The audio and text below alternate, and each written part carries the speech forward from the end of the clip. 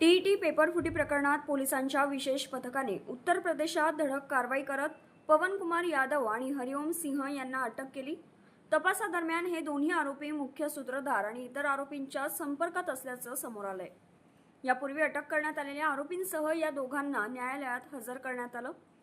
न्यायालयाने चारही आरोपींना न्यायालयीन कोठडी सुनावली असून कपिल दहिया आणि संजय कुमार शर्मा यांना 11 जुलैपर्यंत पोलीस कोठडी देण्यात आली आहे।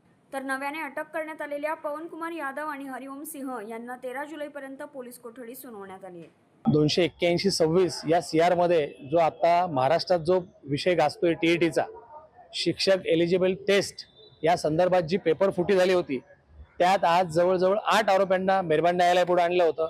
त्याच्यापैकी 4 आरोपींना पोलिसांनीच न्यायालयीन कोठडीचा हुकूम करण्यात आला होता, तो मान्य केलेला आहे मेहरबान न्यायालयाने।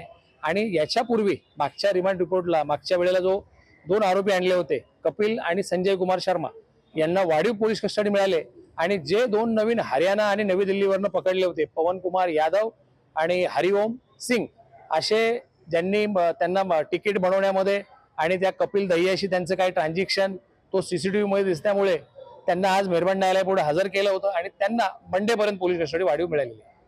दरम्यान या प्रकरणातील आर्थिक व्यवहार आणि पेपर फुटीच्या संपूर्ण रॅकेटचा पोलिसांकडून अधिक सखोल तपास सुरू आहे। न्यूज डेस्क, आपलं नाशिक।